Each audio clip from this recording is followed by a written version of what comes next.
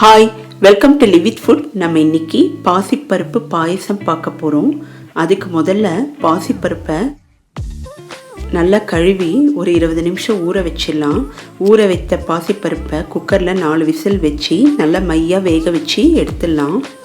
இப்போ ஒரு கடாய் எடுத்துக்கலாம். இதில் நான் கொஞ்சமாக நெய் சேர்த்துருக்கேன். உடைத்த முந்திரி, கருப்பு திராட்சை ரெண்டுத்தையும் நல்லா வதக்கிடலாம். இந்த பாசிப்பருப்பு பாயசம் ரொம்ப ருசியாக இருக்கும். பாசிப்பருப்பில் புரதச்சத்து அதிகமாக இருக்கிறதுனால நம்ம அடிக்கடி உணவில் சேர்த்துக்கணும்.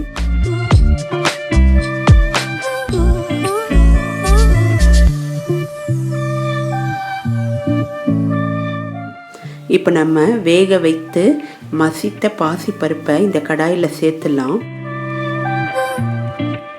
உடலுக்கு குளிர்ச்சியை தரக்கூடியது இந்த பாசிப்பருப்பு. இப்போ நம்ம பொடித்து வைத்த இந்த வெல்லத்தையும் சேர்த்துடலாம். நல்லா மிக்ஸ் பண்ணிடலாம். அடுப்பை சிம்மில் வச்சிடலாம்.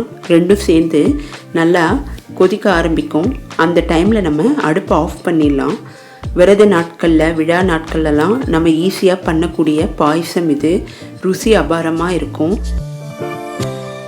பாசிப்பருப்பில் புரதச்சத்தும் வெல்லத்தில் இரும்பு சத்தும் இருக்கிறதுனால இது உடம்புக்கு ஆரோக்கியத்தை கொடுக்கக்கூடியது.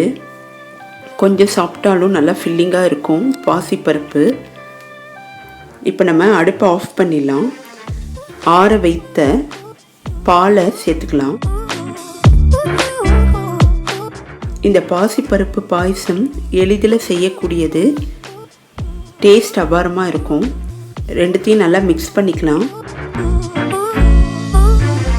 இப்போ நம்ம வாசனைக்காக ரோஸ் எசன்ஸ் கொஞ்சம் விட்டுக்கலாம். ரோஸ் எசன்ஸ் எல்லா ஷாப்லேயும் கிடைக்கும்.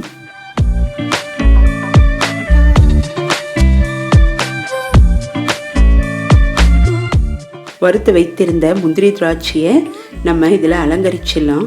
நமக்கு ருசியான பாசிப்பருப்பு பாயசம் தயாராகிடுச்சு. டேஸ்ட் அபாரமாக இருக்கும்.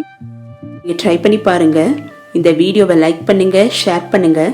மறக்காமல் லிவ் வித் ஃபுட் சேனலை சப்ஸ்கிரைப் பண்ணுங்கள். நெக்ஸ்ட் வீடியோவில் மீட் பண்ணுறேன்.